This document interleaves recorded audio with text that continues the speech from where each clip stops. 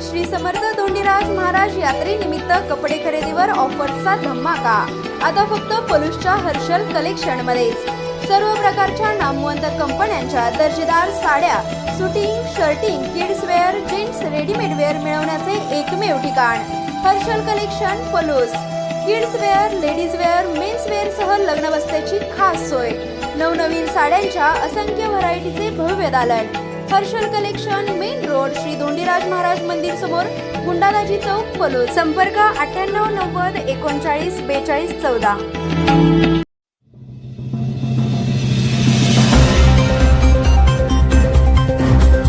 म्हणून खाल्ला जातो अक्षय तृतीयेनिमित्त आंबा, कारण आले समोर। अक्षय तृतीयेच्या दिवशी आमरस पोळी केली जाते। अक्षय तृतीयेला घरोघरी हमखास आंबे आणले जातात। अक्षय तृतीयेपासूनच आंबे खायला सुरुवात होते असा कोणाला फारसा प्रश्न पडत नाही, कारण आंबे खाण्याशी मतलब कोण मोजतं असंच म्हणावं लागेल।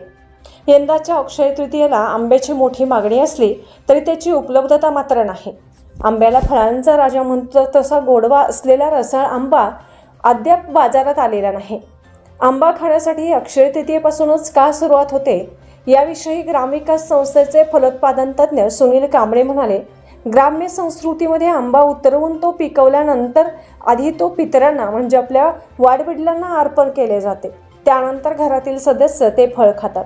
अक्षय तृतीयेपासून पितरांना जेवू घालण्याला सुरुवात होत असते, यासाठी अक्षय तृतीयेपासून आंबा खाण्याची प्रथा आहे।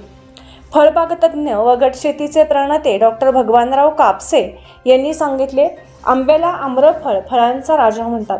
तो त्याच्या रसाळपणामुळे, त्याच्यातील गोडव्यामुळे अक्षय तृतीयेला जो आंबा खाण्यायोग्य व्हायचा तो आंबा सर्वात चांगला समजला जायचा, म्हणून अक्षय तृतीयेपासून आंबे खायला सुरुवात होते।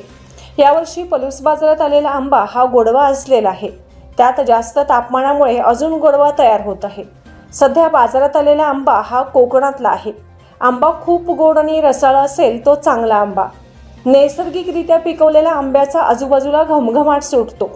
आंब्यात गोडवा कसा येतो याविषयी डॉक्टर कापसे म्हणाले, कोळी तयार होण्यापूर्वी असलेलीची कैरी चवीला तुरट लागते। कोळीचे आवरण टणक व्हायला सुरुवात होते तेव्हा कैरीत आंबटपणा येतो व ती खाण्यायोग्य होते।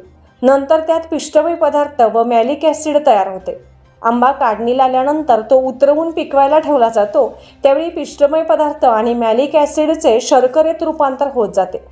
हे रूपांतर 98% झाल्यानंतर आंब्यात पूर्णपणे गोडवा येतो व रस तयार होतो।